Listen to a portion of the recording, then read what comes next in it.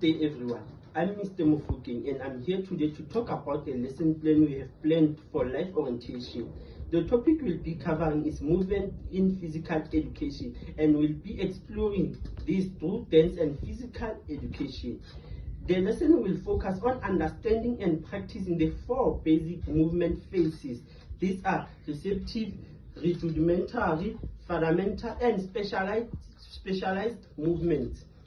This helps learners improve their movement skill in dance and physical education. Let me start by sharing the objectives of the lesson. By the end of the lesson, learners shall be able to demonstrate the 4 movement phases using different physical education, perform simple dance moves while applying the principle of time, space, power, and continuity. Number 3, work together in small groups to create and perform a basic dance routine that includes this movement principle.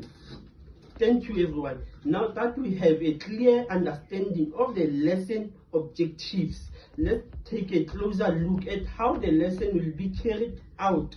To give you more insight, I'll hand over to Mr. Majola, who will guide us through this process. Thank you, Mr. Mufokeng. As Mr. Mufokeng mentioned, we will begin the lesson by introducing the topic. We will welcome the students and explain that we will explore movement through the dance and physical activity.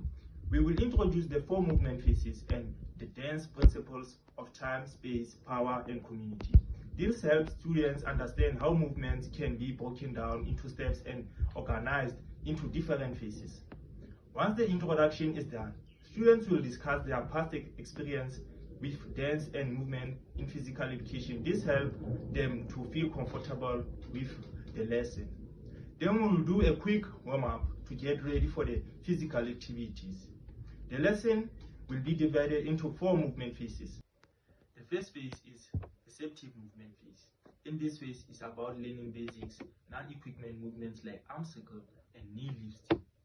This phase builds awareness of how to move body with control and coordination. Rudimentary movement phase.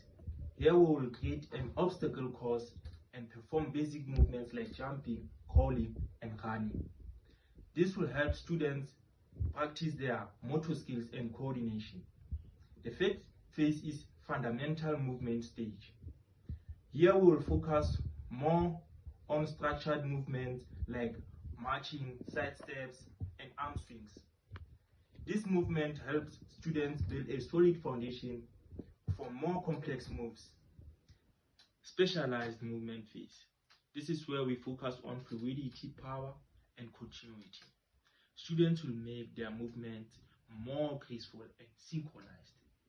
Now that we have covered how the lesson will flow, the different pieces of movement, let's talk about how we'll assess the learners' understanding of the lesson. I will hand it over to Mr. Katite to explain the assessment process and how we will ensure that every learner is included in our lesson. Thank you. Thank you, Mr. Major. As we move into assessment during the lesson, we'll observe the students as they participate in the activities.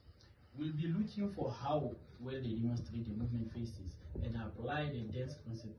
To assess their understanding, there will also be a written reflection where students will describe what they learned and how they felt about the movement and dance concepts. This will help us to understand how well they grasp the lesson. We also need to think about inclusive strategies to ensure that every student can participate. For students at risk or with physical limitations, we'll provide modified movements.